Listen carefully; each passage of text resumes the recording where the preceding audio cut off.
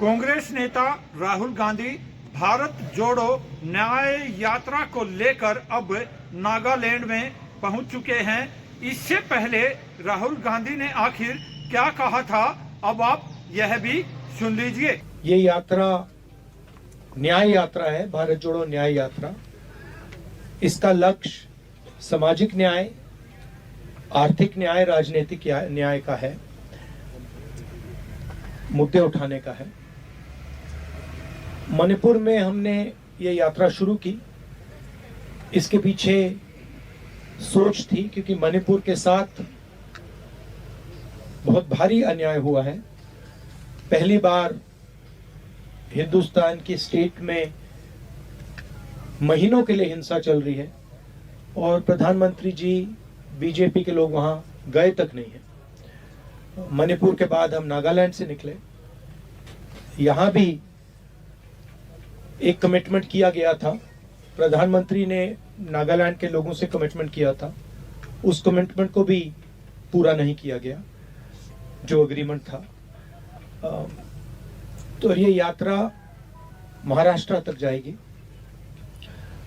एक इशू है, मैं चाहता था कि पैदल यात्रा हो, मगर वो थोड़ा ज्यादा लंबा हो जाता, टाइम नहीं था।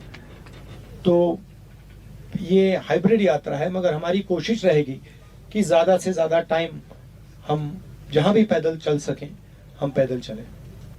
भारत जोड़ो न्याय यात्रा है, वो विचारधारा की यात्रा है।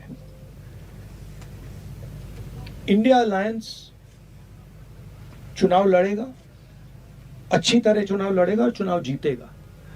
ये इस यात्रा का लक्ष्य जो न्याय का सवाल है उसको जनता के सामने रखने का है।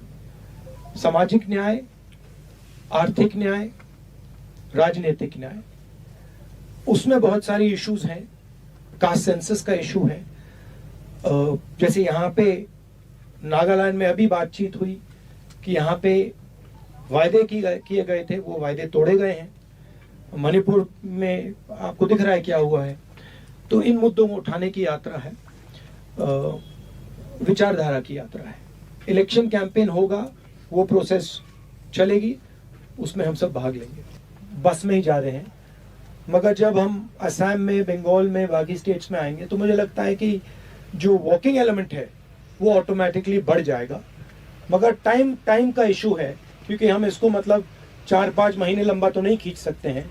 वो पिछली यात्रा 150 दिन की थी, 150 दिन नहीं है, तो इसको थोड़ा हमें टाइट करना पड़ रहा है।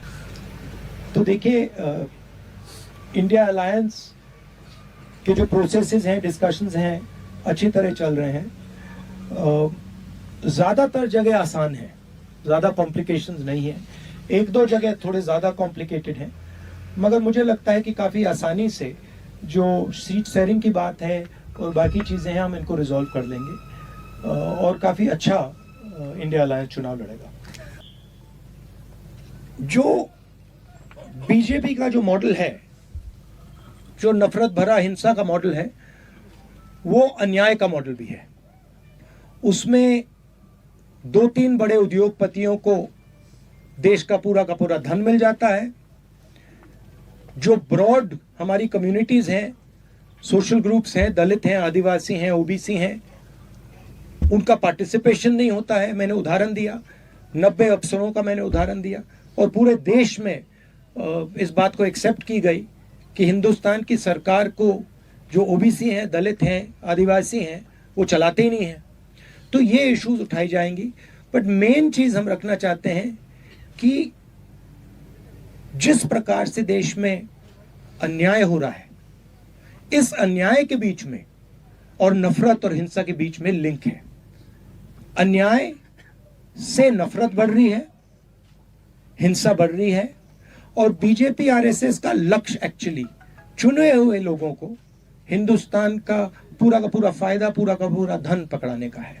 तो ये हम न्याय यात्रा में थोड़ी डिटेल में स्टेट वाइज हम ये बात जनता के सामने रखें। राहुल गांधी ने भारत जोड़ो न्याय यात्रा के दौरान कुछ पैदल भी चल रहे हैं तो कुछ बस में सवार होकर आगे बढ़ रहे हैं। राजेश खत्री, जोरहाट, नागालैंड।